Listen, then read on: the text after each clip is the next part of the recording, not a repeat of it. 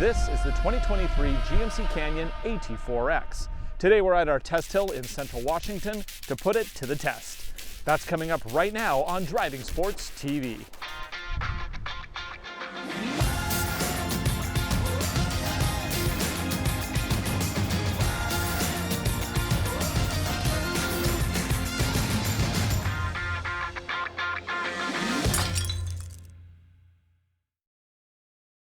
Under the skin, the GMC Canyon AT4X is essentially a clone of the Chevrolet Colorado ZR2. Under the hood is the same 2.7-liter high-output turbo four-cylinder engine, producing a peak 310 horsepower and 430 pound-feet of torque. An 8-speed transmission is standard, as is a dual-range transfer case with an auto four-wheel drive option. EPA rates economy at 16 miles to the gallon, both on the highway and the freeway, just like the Chevy Colorado. Because this is the off-road ready deluxe trim, it has all of the features you would want or need for off-road adventures. Front and rear lockers, bright red tow hooks, underbody protection, rock sliders, trail cameras, and 33-inch Goodyear Wrangler Territory tires wrapped around 17-inch alloy wheels. Ground clearance is a very useful 10.7 inches. In the back, you get a short bed with a spray-in liner. There's also a clever storage bin built into the tailgate, plus 8 tie-downs to help keep loads secure. Since this is a GMC, it does have a more upscale interior compared to the Chevy model. The seats are nicely sculpted with power adjustments, heat, and ventilation. Physical climate controls are in easy reach. There's a heads-up display in addition to an 11.3-inch infotainment touchscreen and an 11-inch digital gauge cluster. Wireless CarPlay and Android Auto are also included. Active safety features include blind spot warning and steering assist, collision mitigation, pedestrian detection, lane keep assist with adaptive cruise control, and rear park assist with cross-traffic detection. Put it all together and you're looking at a price of $58,640 US, including a couple options and destination. This truck also has the DSSV Multimatic shock system that you get on the ZR2. It's an amazing bit of tech that really helps smooth out really rough roads. Today we're back at our mountain test course to see how well the GMC version can handle some of our more complicated trails. Today we're also giving GM a chance at redemption. You see, the sister truck, the Colorado ZR2, couldn't make it up the ladder, which is our most difficult hill climb here. Today we're going to try it again with the AT4X. And yes, this time, if we have troubles with getting up the ladder, we will air down the tires. Because looks are the biggest difference between the GMC and Chevy versions of this truck, I have to say both trucks look fantastic to me. But where the ZR2 looks a little bit more bro racer, this one definitely looks more sophisticated, both inside and outside. And between the two, I would probably pick the GMC, personally.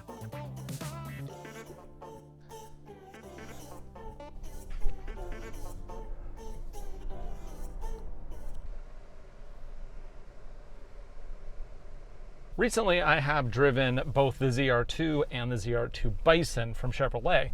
So I'm really interested to see, does this GMC feel any different? I'm guessing probably not. But at the very least, we have a chance for redemption, because when I had the last two ZR2s, both the Bison and the regular, when I was climbing a hill, this transfer case switched from 4-low to 2-wheel drive while I was doing it, which isn't okay.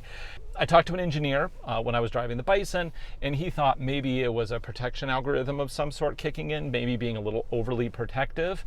Well, here nor there, it's really annoying when you're trying to climb up something and you go to 2-wheel drive. So hopefully that doesn't happen today, but we're definitely going to keep an eye on it. For the very first trail that we're going to go down, I'm just going to do Go for a Run, which is our simple trail. I just want to kind of get used to this vehicle, where all the buttons are and all that stuff. We do have easy buttons down here for the auto transfer case, 4-wheel drive, 2-wheel drive, all that kind of stuff.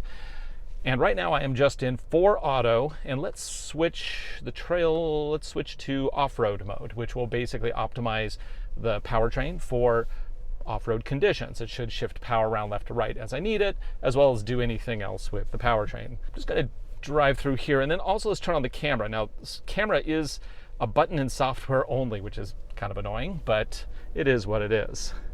So now let's climb up here. Now, this is a fairly steep climb. It seems to be mostly crossovers that have a real issue with this terrain.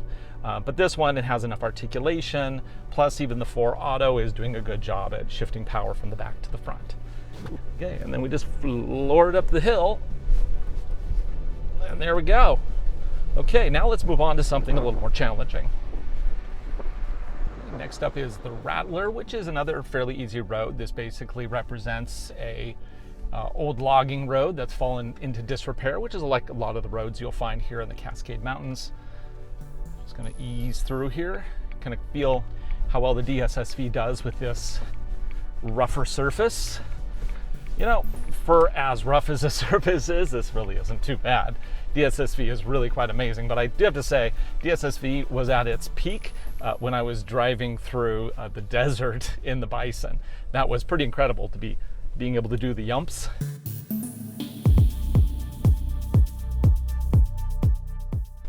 Anyway, up here we can see if off-road mode and 4 Auto is going to shift any power left to right, or if it just lets all the wheels spin as we do a hard cut and up this steep and loose climb.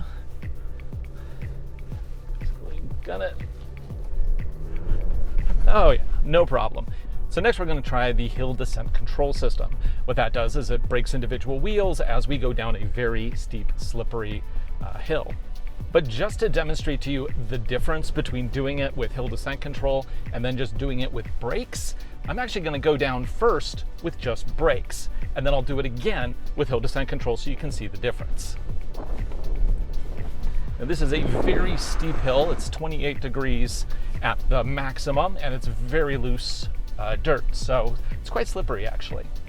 Although today we do have a little moisture in the soil, so it may not be as bad as it sometimes is.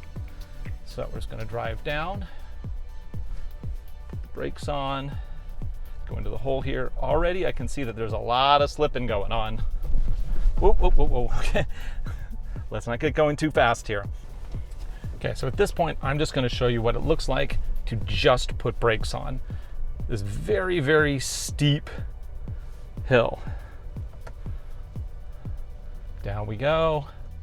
I'm just putting brakes on.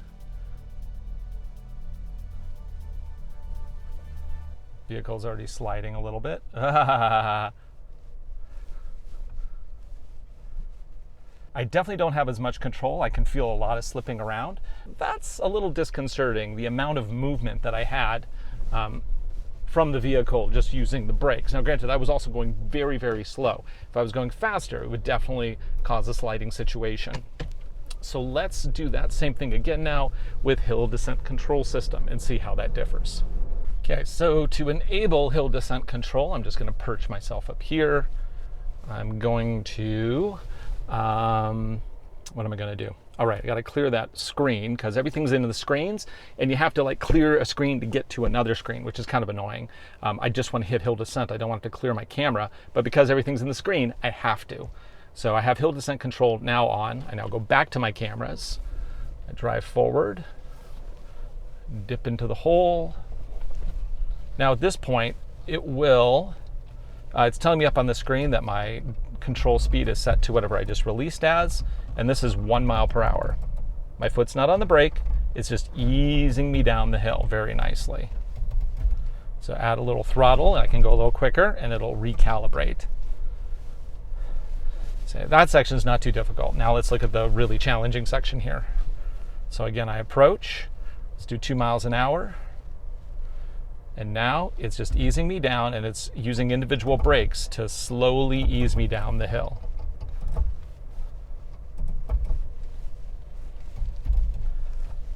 And all I have to worry about is steering. That's it. So it actually makes it a lot more relaxing to do these steep descents. I think now what we're going to do is move on to Python Pass, and then we'll leave the climb up the ladder for last. Okay, Python Pass. Now, again, the soil conditions are a little bit moist. Just there's a little dampness in the soil, so we're not going to get as much dust and powder as we did when we ran the ZR2 up. I think it's important for us to take a quick look at the soil here because different levels of moisture in the dirt can definitely lead to different outcomes. So today, The soil appears to be, it's a little dry under the surface, but there has been rain, so it's a little moister than it was when we took the ZR2 up here. Now the ZR2 did make it up Python Pass, but it did take a couple tries. So I want to see if I can get it on the first try. Okay, so let's go ahead and put it into 4 low, put it into neutral, and, 4 low. Up there it's flashing, it says 4 low. There we go, traction off, drive, and I want my drive mode. So frustrating.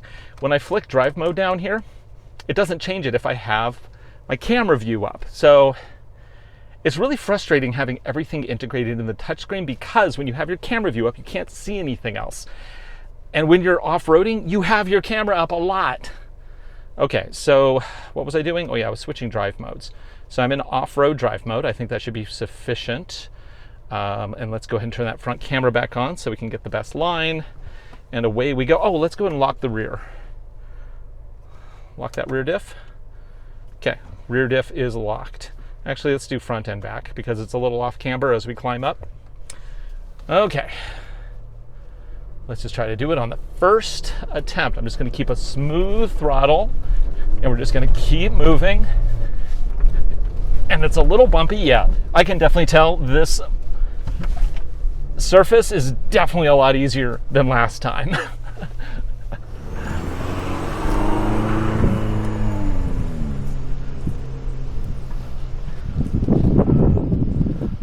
We're gonna clear.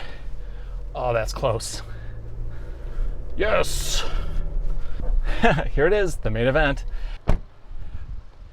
You know, one of the most important things about off-roading isn't necessarily the capability of your vehicle or how it looks or even how much money you paid for it. It's the conditions that you're driving into.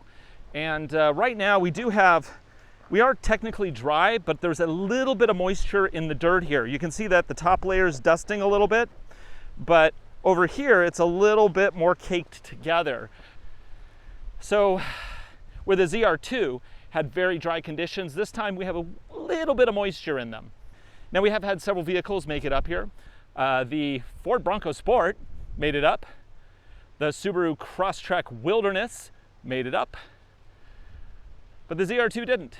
Now, if I had aired down the tires in the ZR2, pretty sure we would have made it up. But I didn't air them down for that episode because, I don't know, I felt the episode was already going long. I don't know.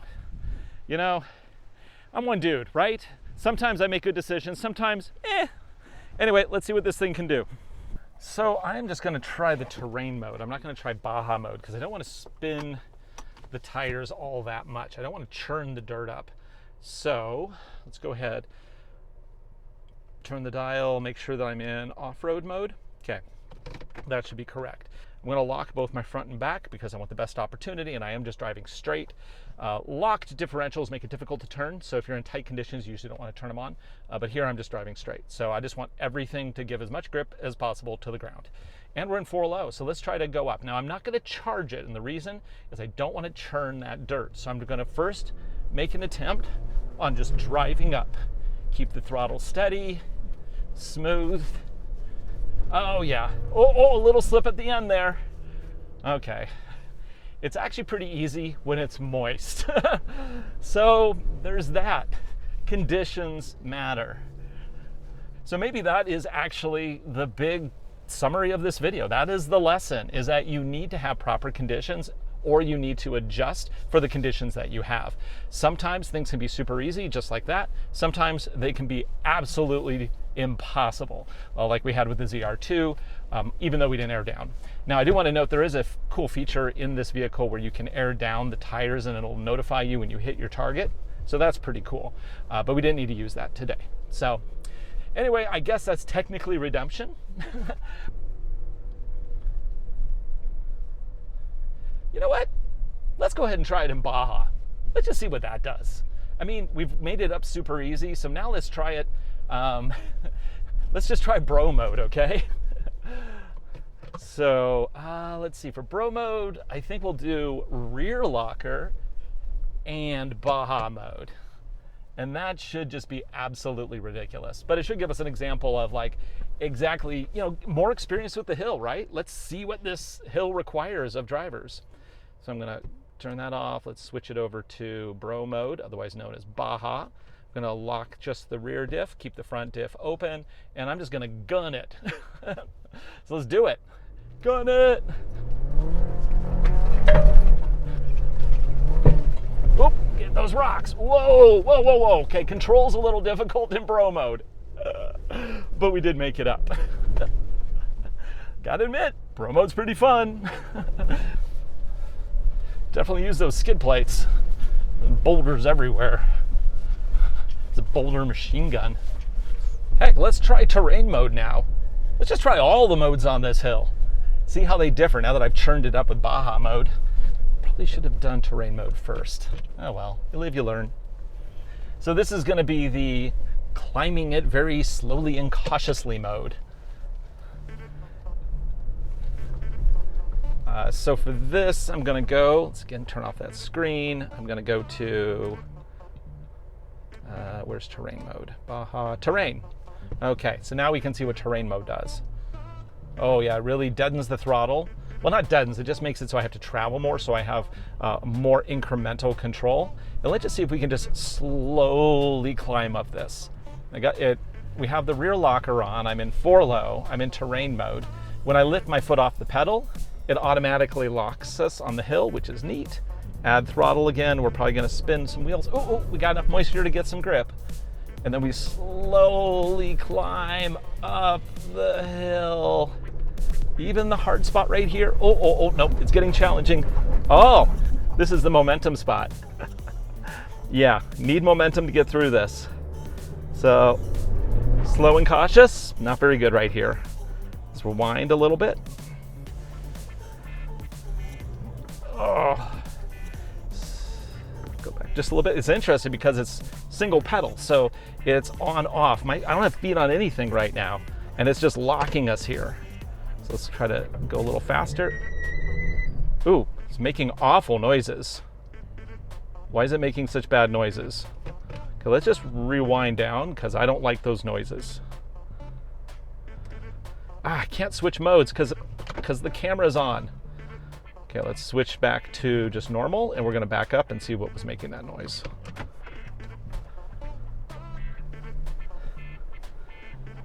When you get weird noises, you don't just add more throttle, you go and you check.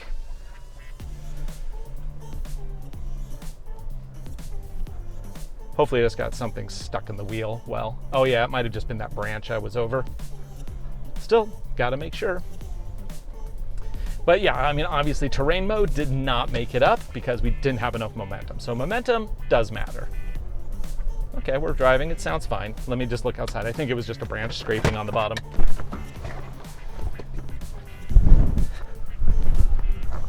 Just dirt. Yeah, it was just the branch. Terrain mode, slow and steady. Didn't really win the race here because we just didn't have enough traction.